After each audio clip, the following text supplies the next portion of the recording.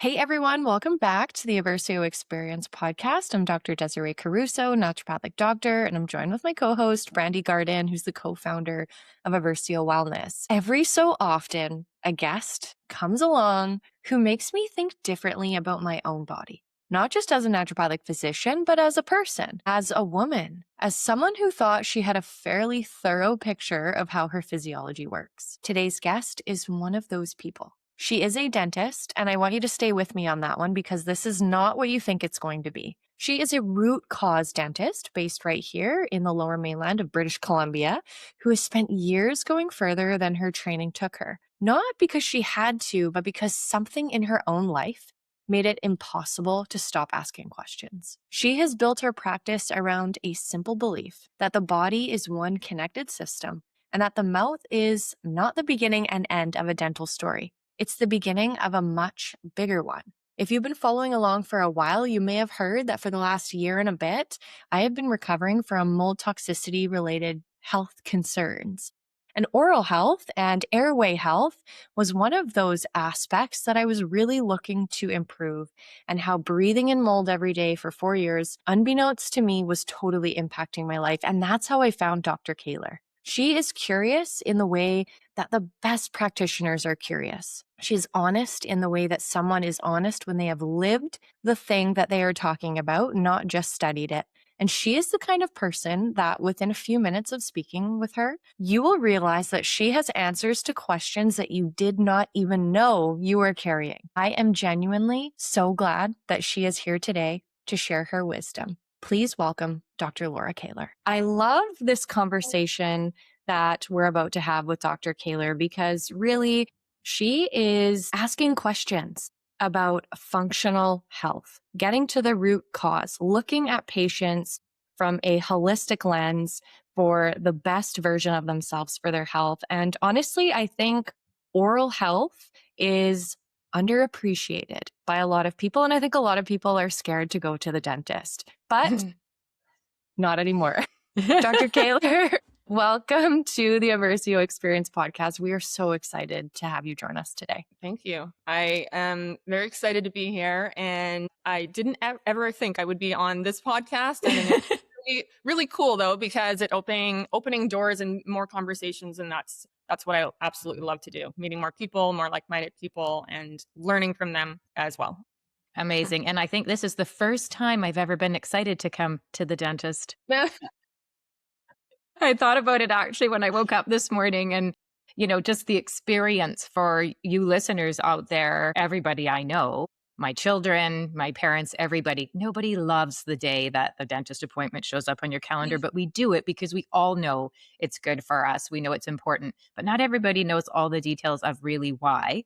And I think that's an education miss, right? When you get to the dentist, you're not really in a state to be learning. We all know this. We don't learn well when we're in fight or flight, and most people arrive that way. Mm-hmm. And then there's not time. Of course, you're busy, and there's things to get done that need to be actual physical manual work. So to have this opportunity for education from you, I mean, personal gift to me.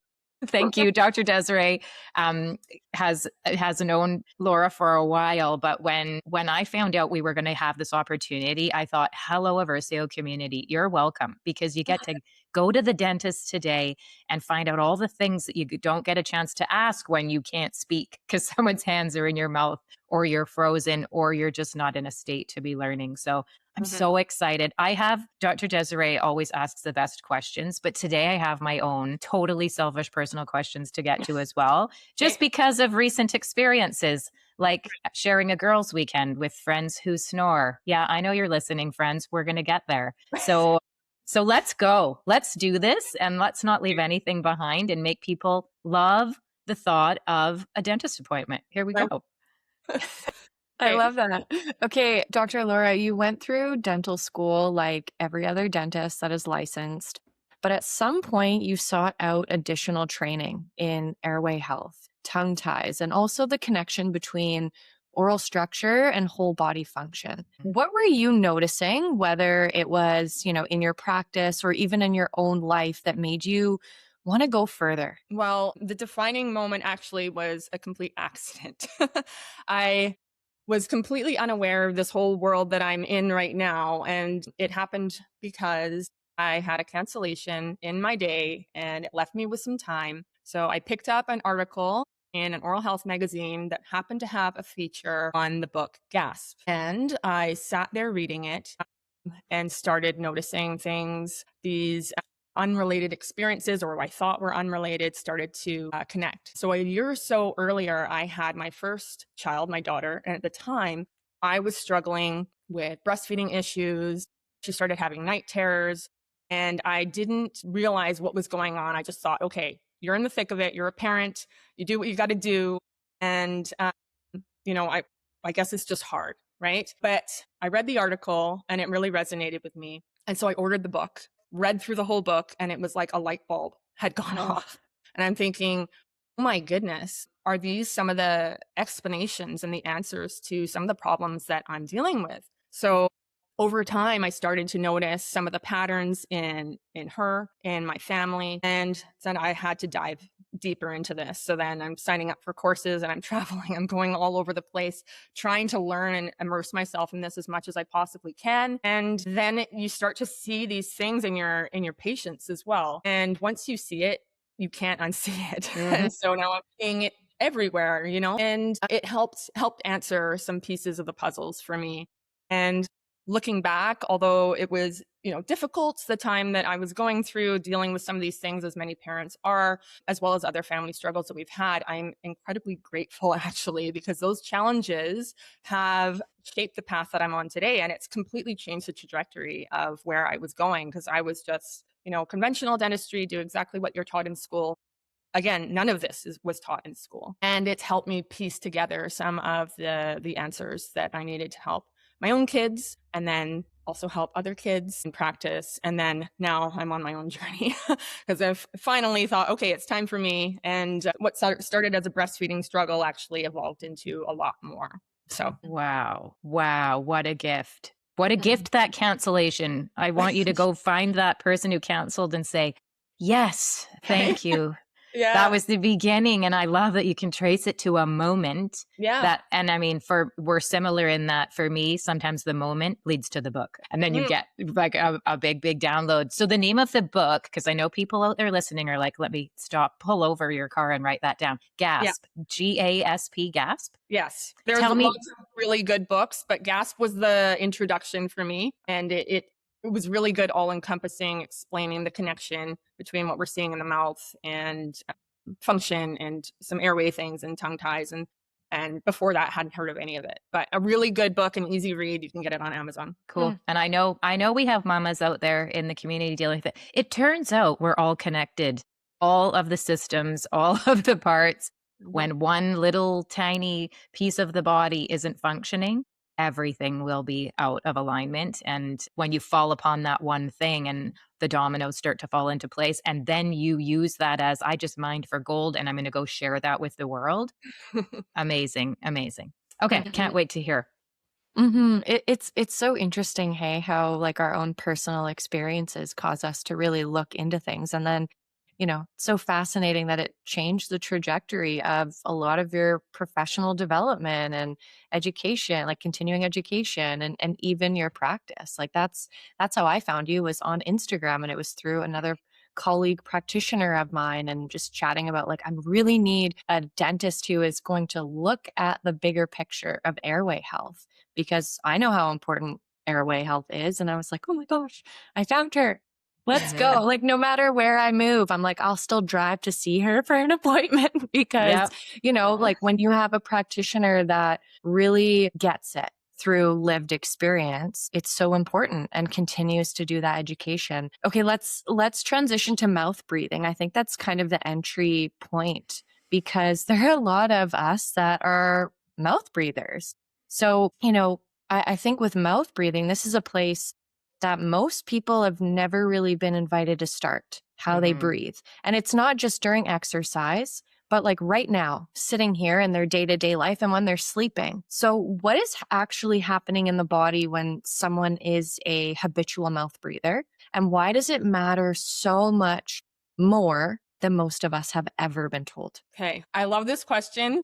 It sounds incredibly simple, but it's actually very complex. Most people think about breathing as just air in and out, and it doesn't really matter how you do that. It can go in through the mouth, it can go in through the nose, doesn't matter. Air in and out, that's the end of the story. But breathing affects everything from our chemistry to our posture to how our face develops to how we sleep. So when someone asks me about breathing patterns, my honest answer is that it matters for a lot of reasons.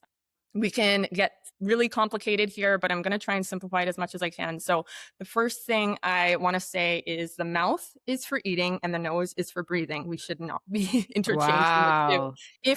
If we could simplify it that much, and just one thing to remember here. Now, it does sound oversimplistic, but the nose was designed to do so much more than just moving air in. It filters, it warms, it humidifies, it produces nitric oxide, which is incredibly important. I'm sure that you're aware of that, but it's an important molecule needed for blood flow, for vessel dilation and oxygen delivery, immune function, cardiovascular health. And one of the other fascinating things is that nitric oxide production is not just in the sinuses, but it's also in the mouth. So if we are mouth breathing, we are bypassing the nitric oxide release from our noses, that we are also drying out the mouth and altering the microbiome, which is needed to convert nitrates in our foods to nitric oxide in the mouth. So we get nitrates from things like beets and leafy greens. But if we're mouth breathing and drying everything out, then we're losing not just nitric oxide from our noses,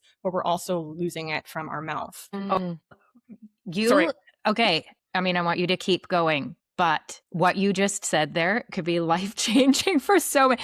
As you're talking, I'm sitting here. If you're watching us on video, as you're talking, I'm intentionally not mouth breathing, which is making me realize how much I do it. And I'm aware, aware of the science that you're talking about, and at night for sleeping for sure. But just as you're talking, I bet everybody out there in your car, walking wherever you are, is doing it. They're like all of a sudden putting their lips together and using their nose and realizing that they don't do it all the time.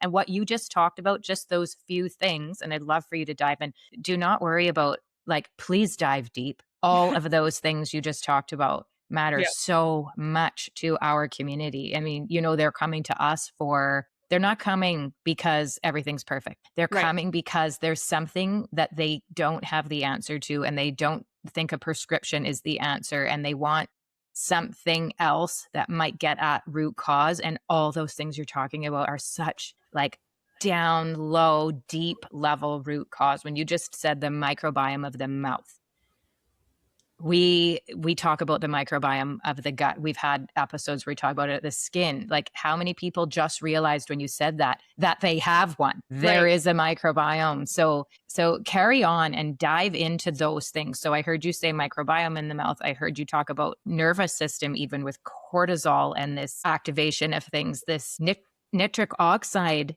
I mean, how many people are talking about heart health and so much of it?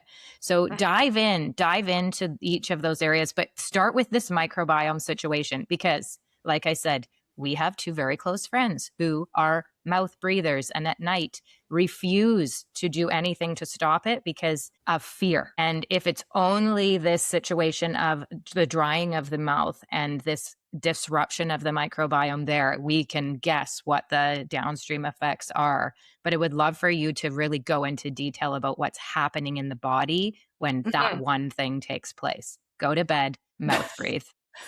Yeah. So, I mean, you're completely changing the environment in the mouth when you're doing that. You're drying out the tissues, you're increasing your risk of more pathogenic bacteria. So shifting things to develop periodontal disease, more cavities. Saliva is a buffer. It's an important thing in our mouth. It is not just, liquid water. We need it. And so just the act of mouth breathing, you're going to develop more cavities. You are going to be more inflamed. We talk about microbiome, and the gut is a big focus right now. I hear it a lot. The mouth is the beginning of the digestive system. So, it is connected to the gut. We aren't just this one little area that's disconnected. What happens here can end up further down. As a mouth breather in general, you are going to be swallowing more air as well. As that air goes down, then it is going to disrupt the gut microbiome as well. We end up with people with a little bit more, constipation issues and digestive issues just from that alone. Yeah, it like it's a cascade of events from something that seems so simple. Yeah, I hope. Yeah, I can imagine too, because I'm thinking about, because I don't know much about the microbiome in the mouth other than that there is one. But when I think about the gut and how we know we want probiotics, we want good bacteria, and I'm assuming they're different good bacteria that we would have in the mouth. And if we don't have the saliva there to keep them happy, then they're going to die off. And I imagine when we swallow those, we're also then missing some things in the gut that could be plentiful and beneficial to keep the whole system going. So I'm imagining that if we are offering people the opportunity to consume a prebiotic to feed the good bacteria, is the saliva, is something in the mouth offering a prebiotic to feed the good bacteria in the mouth? Or is there something that we could do there? There is oral microbiome testing that you can do for the mouth, and there are things that you can offer. I haven't personally gone down that road myself, but there are options there. The biggest thing really is your diet and your function.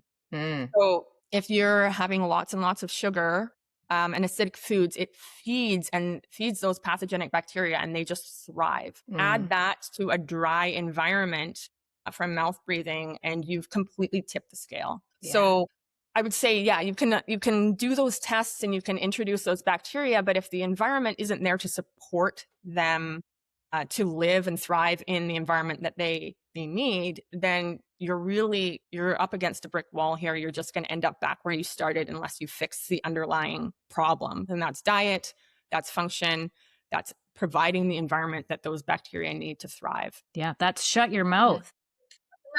In the most loving way. I also think of this, we're meditators. We like to meditate. And I notice that when I'm having a good meditation, like I'm locked in, it's been a longer one than usual, I have a lot of saliva in my mouth. That's amazing. Right. And I've been wondering, obviously I'm relaxed. I mean, I'm super parasympathetic if I've got lots of saliva, because we know when we go into fight or flight, when we're in sympathetic, our mouth dries up, right? As part of the stress response. We know this. This is, this was an adaptive quality for us. You're not going to be eating when you're running away from T-Rex. So we'll dry that all up. Salivary glands are going to shut down. So it's been making me think, wow, when I open my eyes for my meditation, sometimes I will have to stop in my meditation to consciously swallow because there's so much saliva. And I think, well, I'm so relaxed, my nervous system. And I know that's good for my health, because I know for me with an autoimmune history, to be in that nervous system regulated state is my medicine. But I've never thought about it also being beneficial for my mouth. But I will say that I do go to the dentist frequently. I go once every 6 months, and I had so many cavities as a child and as a teen and even as a young parent. But in the past, I'm going to say 5-6 years since I've been a meditator, I have not had a cavity. Could this be? I mean, I'm sure that plays a part, because saliva flow tells us or it's a window into our nervous system a little bit. As you said, if you're parasympathetic, you're going to produce more saliva. So no, that's amazing. Amazing. I'm making my own health right here. Well, I'm sure you're doing other things as well to support your diet. I am, but it's one more benefit. I love to talk about meditation. It's one more gift of meditation is your dentist would probably say, do what you can do. And I'll say that's one. Okay. And then something else, before we leave the mouth breathing, if people are doing it in their sleep, so they're snoring because they're breathing through their mouth in the night, and obviously they're not conscious of it, what do you recommend for them to do to stop? Okay. So that's not an easy one thing answer. But we're all leaning in because we all have that person we sleep with who snores. Yeah. Okay. So snoring is a symptom. Mouth breathing is a symptom. That's how I think of these things. Okay. This is an adaptation to a problem that was underlying, because something is not functioning properly. We need to get to the root of why. When someone is snoring, we do have to rule out any underlying medical problems. So I always do recommend a visit to a medical doctor and a sleep study. Unfortunately, as a dentist, I cannot coordinate all of that. It has to be in coordination with a medical doctor because snoring can be a sign of sleep apnea. Sleep apnea is, detrimental to your health, to your heart health, hypertension, things like that. So we do need to make sure that we are looking at that. Now we need to look at why. Why are you mouth breathing? Why are you snoring? So there's multiple reasons why that can happen. A lot of it is structural. These are things that I look at as a dentist because mouth breathing will change the way that we develop over time because we need the stimulus of the tongue up in the roof of the mouth and the palate to help guide the growth of the top jaw as well as the bottom jaw.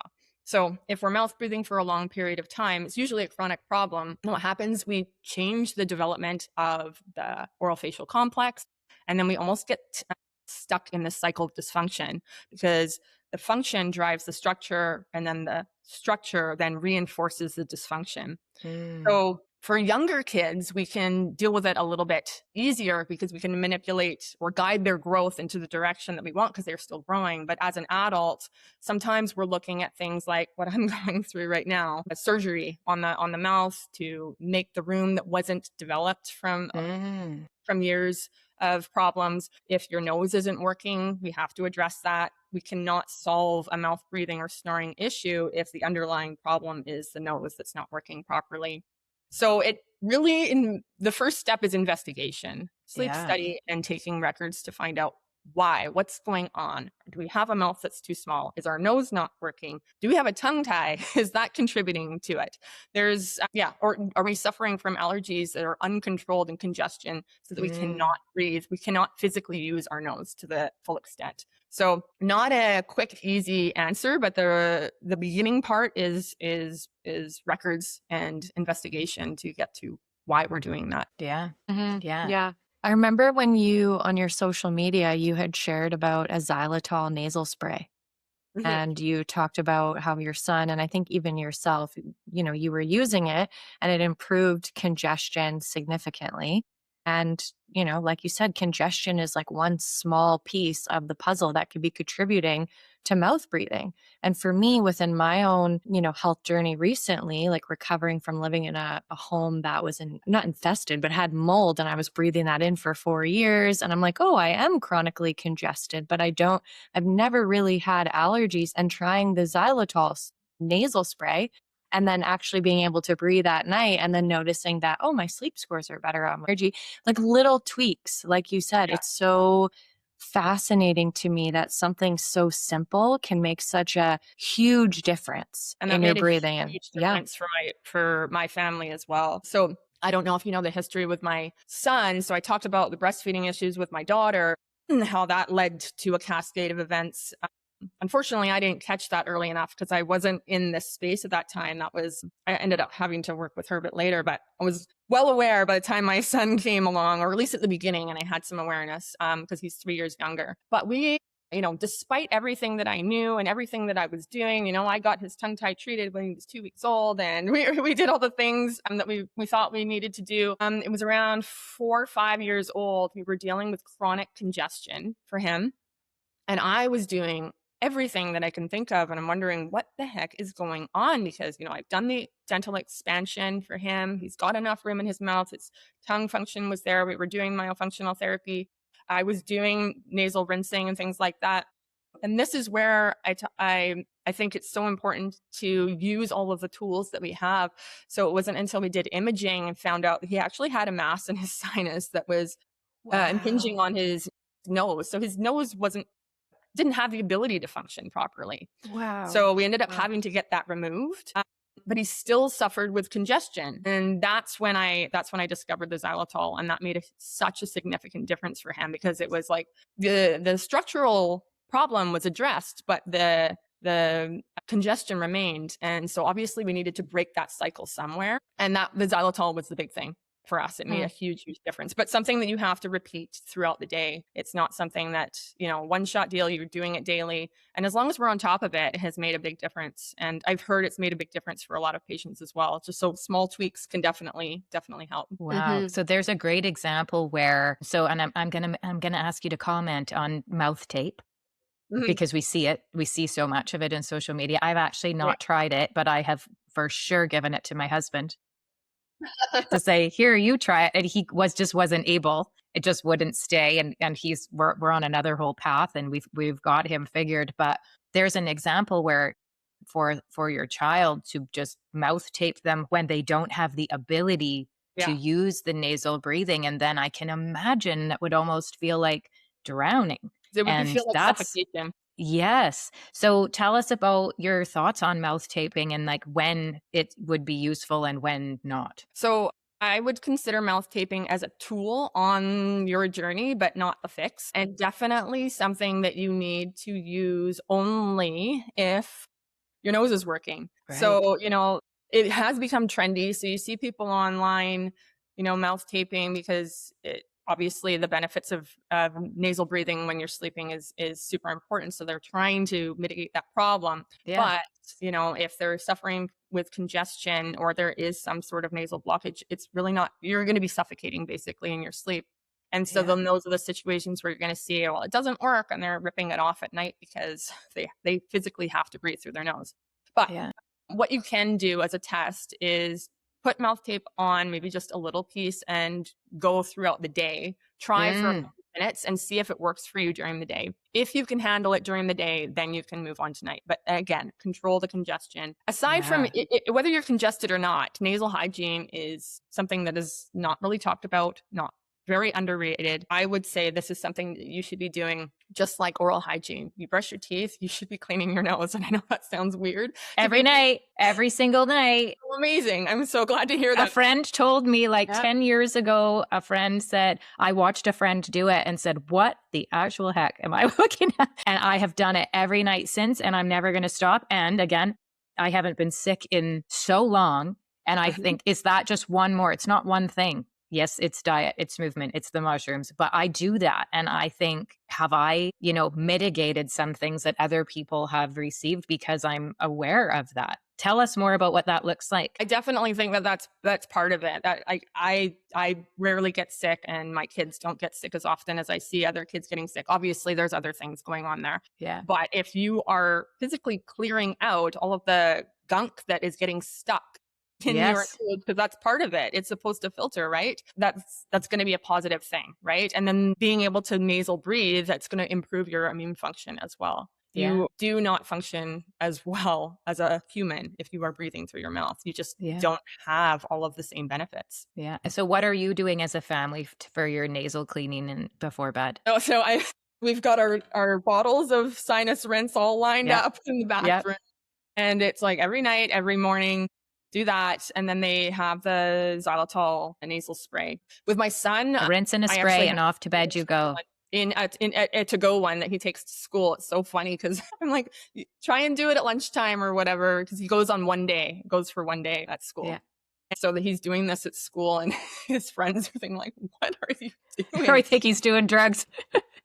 But he's like, well, I'm being healthy. And so I'm like, okay, cool. But it's made a huge difference. So we do mouth tape Yeah. as well. So I want to say that we do mouth tape. I don't know if we necessarily need to as much for my daughter. She's come a long way. We've done a lot of things. And when I ask her, says she wakes up with her tongue up. So we've made huge progress there. Still working on things with my son. And then obviously I'm still on my own journey here. So Yeah. but It's a process. yeah, exactly. Not a quick Okay. thing, unfortunately. Super duper helpful. Super helpful. Thank you. Mhm. Okay, let's transition into, because we touched on it very lightly, but let's go into our jaws, posture, and the body. In the wellness space, there's a lot of conversation about how the body stores emotion and stress, how trauma and tension live in the tissues, and the jaw really comes up constantly in that conversation, right? Clenching and where people hold anger and things. But from where you sit as someone who looks at jaw positioning, and you even talked about tongue positioning too, and you're looking at the structural effects of that on everyday life and people, what's actually going on there? And how does the position of the jaw ripple through the rest of the body? Okay. So that's a really interesting question because I hadn't heard of that. When you talk about it's in this space that the jaw holds tension and trauma and things like that. And I look at things through structure and functional lens. But because the jaw doesn't exist in isolation, it's not just this thing hanging there. It's connected all over through fascia and muscle to the rest of the body. I don't think it's a huge, far stretch to think that jaw position, particularly the lower jaw and where it sits, can influence a lot more than just your bite. So, for example, a lower jaw that is set back too far, it's going to reduce the space for the tongue as well as impinge on the airway behind it. So when we start thinking about that, then the tongue is not going to be happy in its home. And what happens is we start to mouth breathe. At nighttime, what we can end up with is the tongue actually falling back into the throat, causing obstructions for some individuals. And so if you're seeing somebody that's having obstructions during their sleep, then they're not going to be getting restorative sleep. Their body is not going to be in that parasympathetic rest and digest state if they're constantly waking up and trying to survive throughout the night with less oxygen and obstruction. So that drives that fight or flight response. And so I think that is going to contribute to things like stress and anxiety and dysregulation and how someone feels. The other piece that's fascinating to me is the role of the trigeminal nerve or cranial nerve 5. So many people don't realize that the trigeminal nerve is an enormous amount of sensory input to the brain. About half of the sensory input to the somatosensory cortex out of all 12 cranial nerves, that takes on half of it. It supplies the teeth, jaws, muscles, and chewing, temporomandibular joints, and the face. So when anything here is unstable, we're getting a barrage of dysfunctional information, somatosensory information to the brain. It's going to throw out balance. And that can come out in compensation patterns for survival because we're prioritizing something 50% is taking up, coming in dysfunctional. The brain is going, okay, something's off. And then we start shifting resources to that. And so then we change things in the rest of the body to compensate, shifting where we're expending energy away from one system to another. Again, balance in the nervous system. I think that could definitely affect regulation. I don't necessarily say like the jaw directly caused this. I think it's the ripple effect downwards from that might be contributing. Wow. And is that Cool. something that I think Dr. Desiree and I both could speak personally here on the jaw for totally different reasons. And Dr. Desiree, I'd love for you to just share a little bit of your journey too. For me, with arthritis, I had a dentist early on in that journey talk about the TMJ. I wasn't even aware that my jaw was as tighter than it's supposed to be. I'm like, what are you talking about? Nope, not everybody only opens their mouth this wide. And when I became aware that part of it was me, it was again, stress. Part of my autoimmune journey was low grade normalized chronic stress and holding it in my jaw. So I think the structure of my jaw was fine. I never needed any orthodontics as a child, as assessed by who I was working with at the time. But I could not eat a banana because I could not open my mouth wide enough. And you don't know what other people are experiencing in their body. And of course, I had, remembered having more ease, but just thought this is just aging. And for me, and then was there some arthritis happening there? And when I did start looking at TMJ treatment and unlocking and looking at the jaw there, what a difference.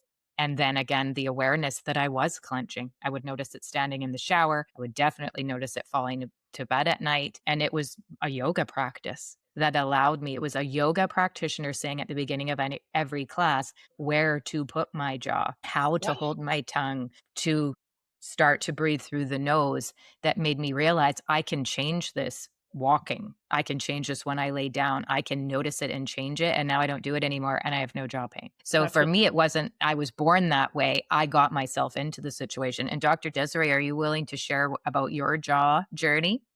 Yeah. I mean, I think for me, I always knew that I had to have some sort of dental stuff done just with, an underdeveloped mandible, lower jaw. And, when I was younger, they said, oh, you probably need to break your jaw and extend it, for your underbite and so on and so forth. And I went through some Invisalign processes to fix not only like teeth, but also really to help my airway. That was the biggest thing. Was the dentist is like, our number one priority is your airway. Let's improve things. Let's do some expansion. And, it was quite a process because some other providers wouldn't take me on because of that.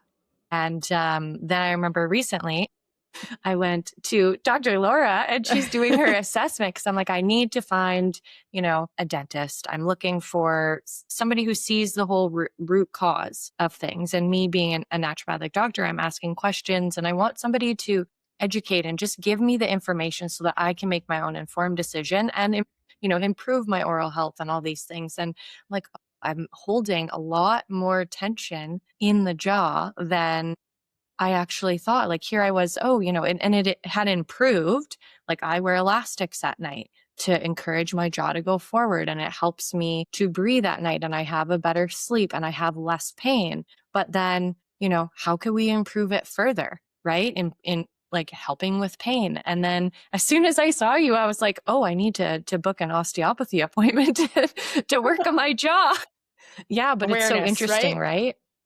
Awareness, right? It's like, Yeah. the positioning of the jaw and where it sits. And I'm currently in this process of retraining my jaw so that I'm having less pain because, for people who are listening, they might not even realize that they have pain, right? Like you said, awareness. What is common to them is not actually normal. But, there are so many people who clench their jaw and that's where they Yes. experience and hold stress within their body and they don't even realize it. Right? It's just that's their normal and they've become so Yes. accustomed to it.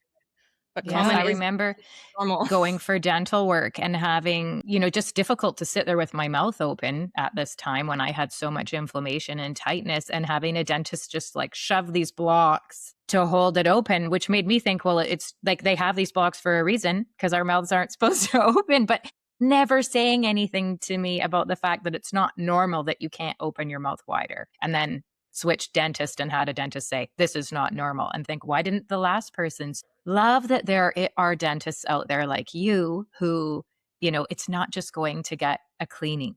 It's also this holistic approach. And I don't mean holistic as in, we were talking about this before. Dr. Laura's not just going to give you a twig to brush your teeth with and say, go home, but looking at the whole body, the whole picture. So if you were seeing a patient like Dr. Desiree or me very soon, and you noticed something with the jaw, is it, it depends where you're sending them from there, or is it something you can treat right in your clinic? So that is something I'm diving deep in right now. It's definitely, there are clinics, but honestly, I feel like there is not a lot of understanding fully on this. When I go through dental school, it's very little, not well understood. And so then you come out and as a dentist, most of us are kind of like, I don't want anything to do with this. Somebody else has to take this problem because it is so complex and difficult to deal with. So definitely not something that I'm currently treating, but something that I am definitely, I've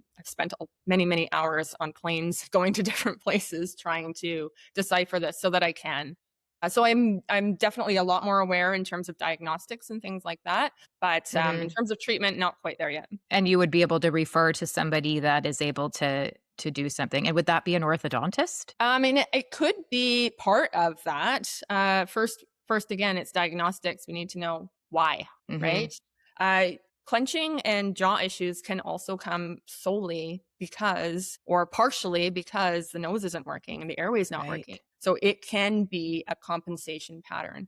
I've actually, I've seen patients that have reduced jaw pain, tension, and clenching just from fixing their nose. So it's not always a specific joint issue. It could be your bite issue. It could be a breathing issue. So all of these things are so interconnected that I can't say that there's going to be one treatment for this one problem because they're so interconnected that we really just have to do a full workup to get to the reason.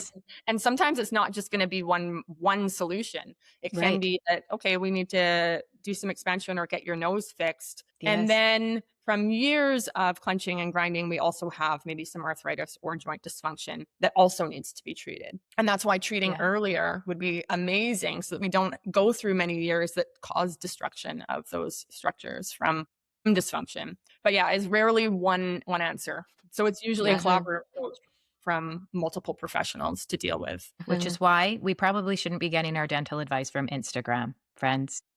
Yeah. Or from a podcast. Like here we are sharing, but we're sharing all of the options. And this like what I hear you saying is everybody's different, which we know this. There's not one other you out there with that mouth and combination of mouth, nose, jaw, tongue, all of these things, we have to be seen. So to know that there's, people out there that do care and will look at more than just how white are your teeth, that we can't just go on social media or listen to one thing and diagnose ourselves. We need somebody to look at the whole picture. And it just makes me so grateful that there are dentists like you who got the good stuff that we need, but are so willing to be a lifelong learner and realize no two people that sit down in your chair are going to be the same. And you know what to look for. I would never think I'm going to go to the dentist and they're going to talk to me about my nose. Actually, yeah, I know it's really funny because I'm probably, I'm in a little bit of a niche area. So oftentimes I'll get new patients come in and I'm, pulling out their tongue and looking under their tongue and I'm looking at their nose and I'm touching them and they're like, what on earth is she doing? Like, why does the dentist care about any of this? But, I do try and step back and take more of an aerial view for my patients.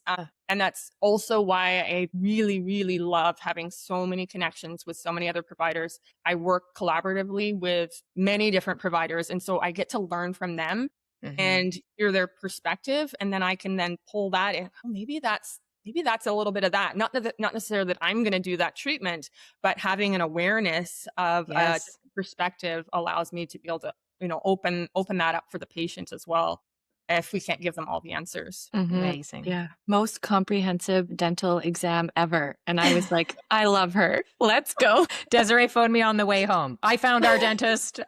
Because we both, when what you have isn't quite right. And not because all the dentists I've had have been lovely humans. I love them. And that's the only thing that gets me to that appointment. But when something's missing here, there's more pieces to this puzzle, but you don't know where to go. It's not something you can Google. When somebody finds a practitioner, another member of your wellness team, right? We have all these people on the wellness team. And the nutritionist and the naturopathic doctor, and for me, it's the, a meditation teacher, yoga instructor, all these things that are just creating this abundant life. There's always more. It could get better. And I never thought it would be the dental picture. But when Dr. Desiree called me after her appointment with you and we found the one, she gets it, that it's not one thing. She grabbed my tongue. I do grab a lot of tongues. That's my thing. I can't even imagine. I just think of a giraffe with this long thing. Very cool. Very cool. Dr. Desiree, should we talk a little bit more about the tongue? The tongue tie question is so interesting to me. We have a friend in our community who very publicly shared about her child's tongue tie on social media. And I think it brought a real awareness to this being something that we can miss sometimes. So yeah, Dr. Des, I think you know what to ask. Yeah, I mean, some people might not even know what is a tongue tie, right? Yeah. So I think most people, when they hear tongue ties, if they know what that is, they picture a newborn having trouble breastfeeding. And that's probably a common presentation for you and when you would see it. But what is a tongue tie actually doing to someone's breathing, posture, their jaw, and their nervous system? And is it possible that people may still have it who are not infants, maybe in adulthood? So yeah, you're right. Many people do associate tongue ties primarily with babies and breastfeeding challenges, and that is a huge part of my practice and something that I'm really passionate about as well, starting really, really young and supporting breastfeeding. So that is a really rewarding part of my practice, but it's not the only time. As a dentist, I have the opportunity to see people grow and evolve through time because we see them for many years. We see them multiple times a year. And so that baby that maybe couldn't breastfeed properly or was having trouble bottle feeding, that maybe you think, okay, we managed to struggle through that time. It's past us. We're done. Not necessarily. I will see those toddlers later on that may have problems with solids, or they're gagging, or they're having recurrent ear infections. And then as we evolve through time, we start to see things like the structure is changing. So the crowding of the teeth and the jaw's not developing properly. And then later into life, sleep breathing issues and TMD issues that can then develop. So You have to think of it as the tongue is designed to move. It's designed to rest against the roof of the mouth, and it supports breathing because of that. The roof of the mouth is the floor of the nose. It helps stabilize the jaw. It helps maintain an airway patency because it creates a suction cup effect when the tongue is up against the roof of the mouth. The pressure inside the mouth helps keep the airway open. It prevents the tongue from falling back into the airway when we sleep. So all very important functions guiding the growth of the jaws, the midface. This top jaw is not just for teeth. It actually supports underneath our eyes, our cheekbones, our sinuses. So the tongue is nature's orthodontist. And so it's very important. And the type of collagen that makes up a tongue tie doesn't stretch out.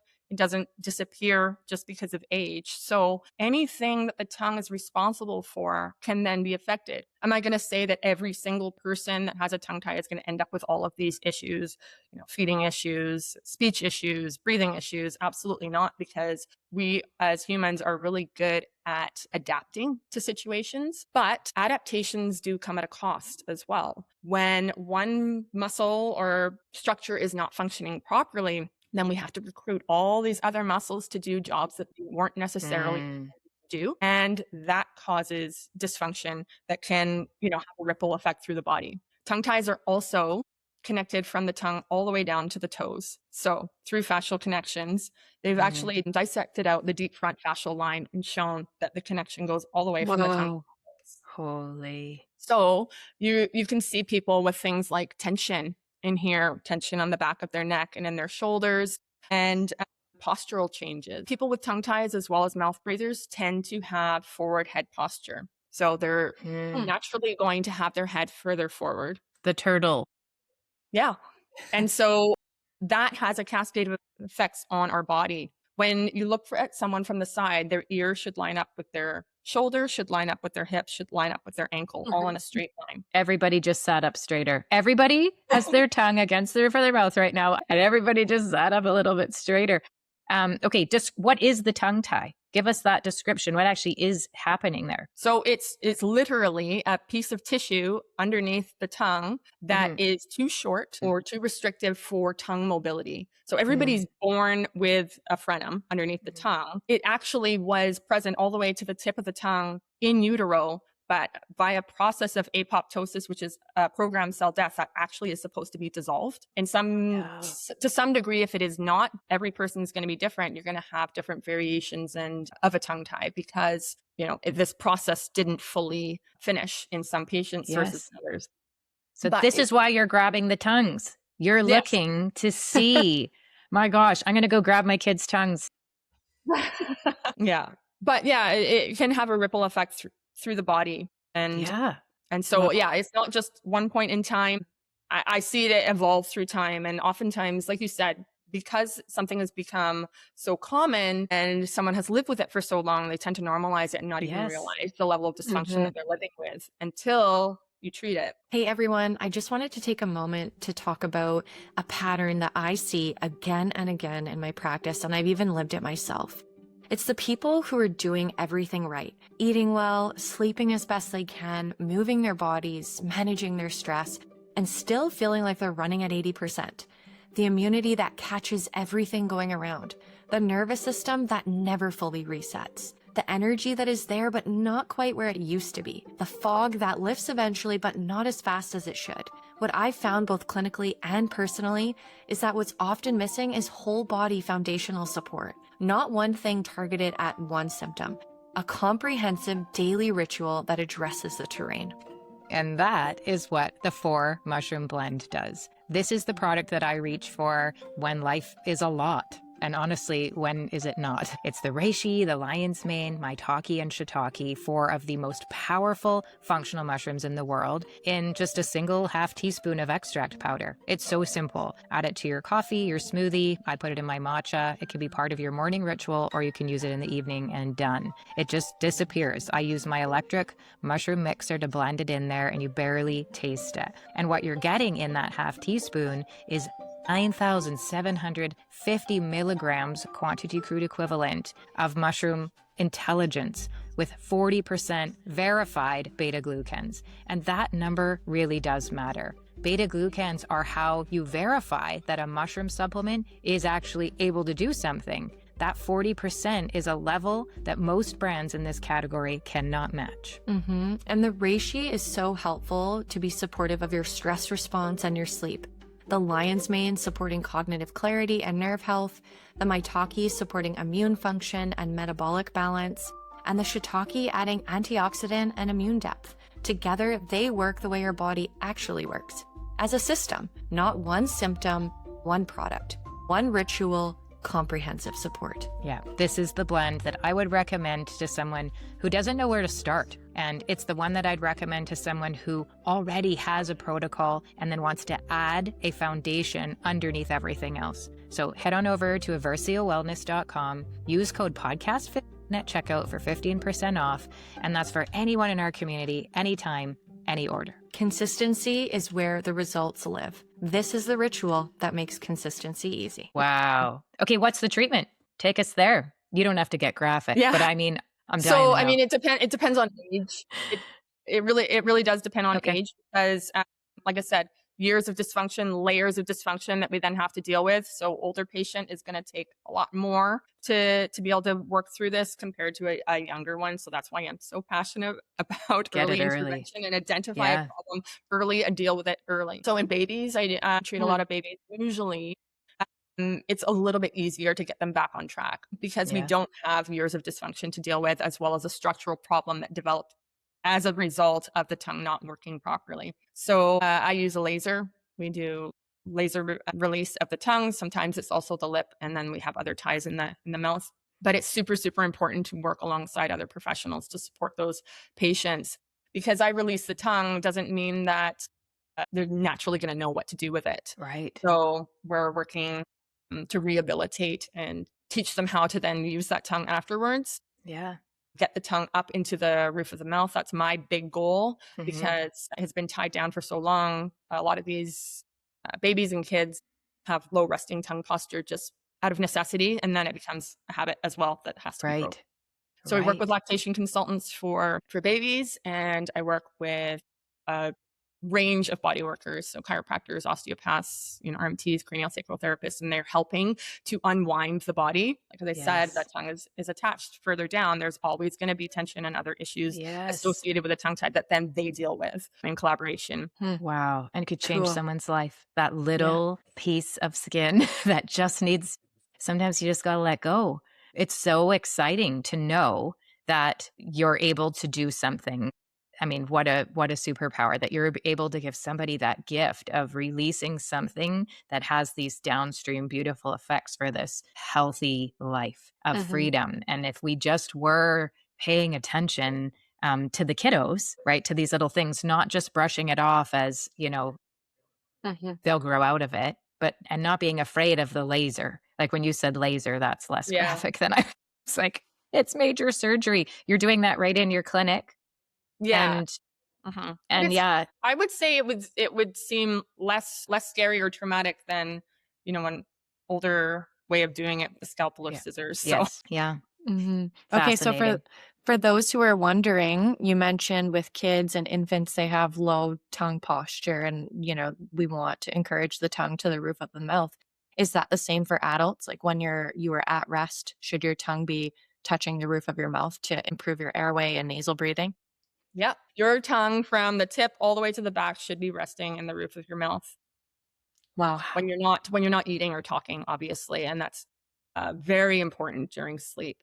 If your tongue is low, then it is more likely to fall into the back of your throat, especially when you go into deeper levels of sleep and all the muscles start to relax. And then that's where it can contribute to things like sleep disorder breathing, sleep apnea. So we can consciously, work with it during the day, but the problem is it needs to be second nature. It needs to be something that you don't have to consciously control. And so that's why you can't just say, put your tongue up. If there's a problem, we need to figure out why so that they can do it without actually consciously thinking about it. Yeah.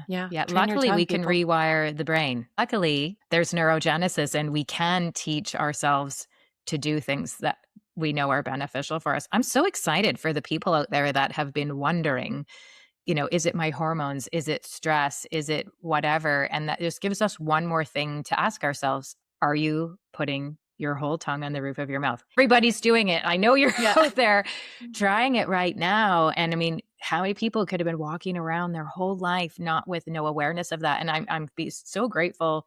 I mean, I love yoga. I've always known feels like home for me, but this is something that, like I said to you, the first time I ever even thought about it was a yoga instructor guiding us to do this and feeling something different in my body when I did it that made me want to go and do it. And I talk all day. So there may not be a lot of opportunity for someone like me who loves to talk to do it, but to allow that to be part of your bedtime routine is to just check in. And, how much time has my tongue been tucked into its bed up there and fall asleep like that? I'm so excited to go to bed tonight. I love this. Let me know how it Yeah. goes. Yeah.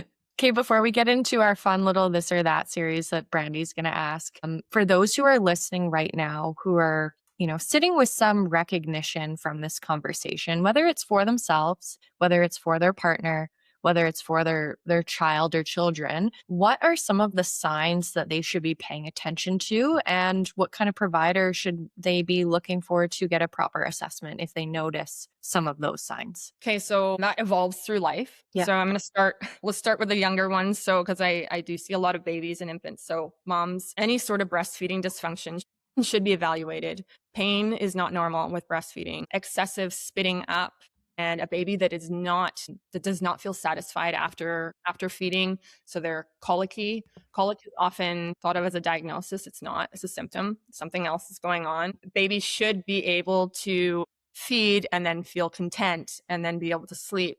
But a baby that can never be put down, that is constantly spitting up, that is frustrated, and a parent that is literally going crazy because they cannot keep their baby calm, they can't keep them fed, or they're in pain, they can't get the weight gain. Those are all major red flags. And unfortunately, unless there's weight gain issues, a lot of these are discounted. So I have a lot of moms that come in a little bit later because they've kind of gone on a wild goose chase wondering what is wrong with my baby, what is wrong with me.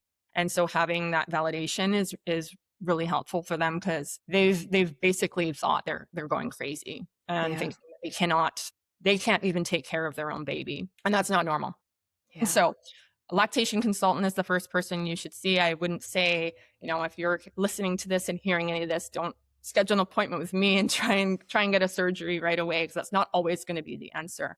But it should definitely be part of a differential diagnosis for any of those things. As we're looking at toddlers and older kids, I look at tongue function and what it can be affecting. So any child that is mouth breathing, that's a huge red flag. We need to investigate why. It may be a tongue tie, it may be something else, but that should be something that we investigate for sure. Any crowding, jaw discrepancies, recurrent ear infections, speech problems, hyperactivity, dark circles under the eyes, signs of poor sleep, night awakenings, bedwetting, all of these things are signs of dysfunction in general, but there's multiple things that could be contributing, one of which is a tongue tie. As adults, again, we're looking at years of dysfunction. So, mouth breathing, forward head posture, jaw tension, jaw pain, neck pain, shoulder pain, TMD symptoms, mouth breathing, and structural changes in the midface and jaws. Again, the tongue tie is one part of it, but it could also be just, a problem with mouth breathing in general, because tongue tie is just one reason for mouth breathing that needs to be checked off the list. Wow. So Love that. all ages, all stages. Amazing. Thank you so much for all of that. Okay, before we let you go, because we have a dentist in our midst, and I think, as I opened with, so many people are driving to their dentist appointment in fight or flight. And when they get there, they are either not able to ask good questions or they're embarrassed to ask questions. So we're not letting you get away without you answering them. And give as much detail or as little as you want. But this is for you, audience. This is my gift to you, because these are all questions that I've wanted to ask. And even I have asked some of them, but I'm so curious from your point of view. So here we go. Many people in our community love to have lemon water in the morning. So my question to you is, lemon water before or after brushing? Wow. You definitely do not want to brush after lemon water unless you're waiting at least 20 minutes. Before. So brush your teeth and then you can have your morning. Okay. Second question, electric toothbrush or manual? Electric for sure. 2 points for me. Okay. Do we need to brush 3 times a day or is twice enough? Well, I only brush twice. So I think that's giving you the go ahead that you can only brush twice as well. So before bed and first thing in the morning. Yes. Got But I with a caveat. So during the day, I would be making sure I'm rinsing with water if after I eat. Right now, I have this contraption in my mouth, so I don't go anywhere without a water pick. But otherwise, xylitol mints and things like that as well during the day. Yeah, that's Craig Garden, our CEO here at Aversio, has a giant tin of xylitol gum on his desk, and he's always trying to share. It's a dental defense system, but I think it's made a difference. It's made a difference. Okay, mouthwash, yay or nay? No. Don't I think honestly, I think that most mouthwash is, they put a lot of chemicals in it, alcohol, things that are going to dry out the mouth. They're going to disrupt the oral microbiome. I don't think it's super useful when you're trying to freshen your breath in the short term, but then killing all of the things in the long term. You're probably going to end up with bad breath as a result of mouthwash instead. Interesting. So I would rather stick with like a xylitol mint or something. Yep. Go pour it down the drain right now, friends. Do it. It'll change your life. Okay. Hydroxyapatite toothpaste. Yay or nay? Personally have switched to hydroxyapatite toothpaste. There's a little bit of controversy right now about the nanoparticles, wondering about that. I don't think that there's enough research there to really make a definitive answer on. The one that I'm using doesn't have nanoparticles, so I think that's okay. But there is research to show that hydroxyapatite and fluoride at the concentration of 10% is equally as effective. So okay. Are you willing to share what you use with us? Yeah, I found there's most of the stuff is in the States, so it's actually difficult to find. But I did find one in BC called Nelson's Naturals, and I emailed the company. We'll link it below. I emailed the company because I wanted to know the concentration of hydroxyapatite in there, because a lot of the products that you buy now are very low in concentration. So you're looking at like 1%. So you're really not getting the benefits of it. They said that theirs was, I think, close to 8 to 10%. Okay. And I love a company that tests. Yeah.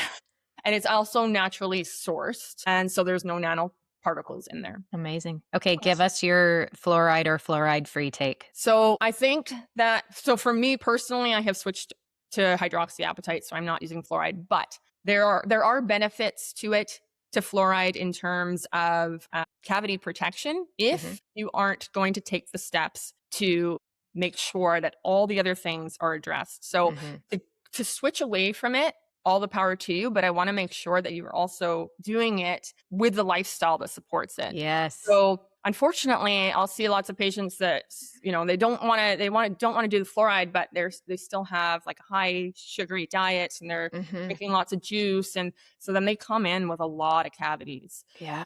So, there's a place for it if you're not going to change the lifestyle or you're not at that place that you can. But, personally, I have chosen to take a more natural approach. And so I do prefer the hydroxyapatite myself. Love that. I love that answer so much. You could not have said it better. You can't say, I'm going to go fluoride free, but I'm going to live on Skittles. It has to be holistic again. Okay. Amazing. Okay. 2 more. Everything. Yeah. Makes so much sense. That just makes so much sense. Okay. And then coffee. Also breathing. Yes. Yeah, absolutely. Okay, we have a lot of coffee drinkers in our community. A lot of people putting their mushroom extracts into their coffee. Again, like the other question, coffee before brushing or after brushing? So again, it depends on the timing.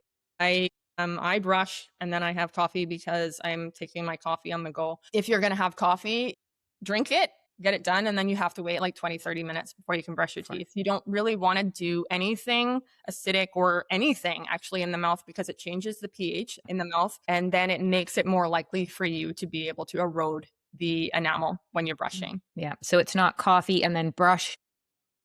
No. Thinking that you're going to freshen your breath or stop the staining. Yeah. So use a mint then. Yeah. Go for a mint. Okay. And last one, brushing your tongue. Yes or no? We all have these tongue scrapers around and brushing of the tongue and all these fancy new toothbrushes that come out that you can flip it over. What do you think? Absolutely. Your Okay. tongue is like a sponge. If you think of your sponge in your sink, think of how like gross and stinky that gets when Yes. it's got all the bacteria in it and just sitting there. So yeah, clean it off, get as much of the bacteria out. Otherwise, that is definitely going to be a repository for bacteria and a contributing factor for bad breath.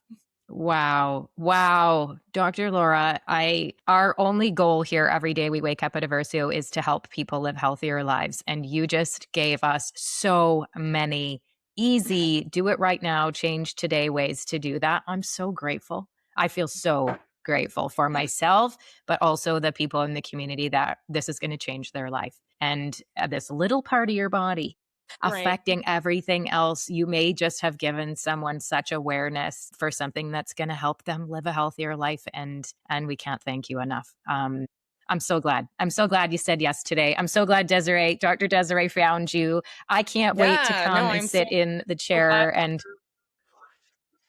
yeah, I'll report Yeah, back to the community how I'm doing. Yeah, share with my yogi friends. We're doing it. Yeah, no, that's really cool. I hadn't heard that before, but a lot of the things that we're talking about is getting back to Yes. what we should have been doing for the longest time. It's our modern lifestyles. Our modern lifestyles have thrown a wrench into things and have caused Yes. a lot of problems, unfortunately. Yes. And now we're dealing with the effects of it in so many respects. So getting back to the things that we should have been doing, Ourselves. yeah, Yes. is Coming back to honestly, ourselves. it's honestly the best way. So Yeah. All right. I'll ask you to leave us with everyone out there's going to want to connect with you, even if they don't live here in British Columbia where we do. We're able to drive to you. I know there's ways that they can connect with you virtually. Can you just direct our listeners to where they can find information about you? I know you have a new course. How can we be in touch? yeah, so I try to put as much educational information that I can out on Instagram. I know that that's very difficult. And like you said, we should not be diagnosing ourselves or getting treatment Unless recommendations. it's from a dentist. I mean, I try and put out information to be able to give people those light bulb moments. Maybe those little tidbits of information that they're like, my goodness, maybe that's the thing I could investigate further. Not that this is my treatment plan and this is the protocol that I'm going to do, but maybe that's an answer for you, or at least a piece of it. Yeah. So that's where I'm most active. I am releasing a course for parents because, like I said, I get so many parents come in and they're getting information from so many different people that are contradicting, and they're confused. They don't understand.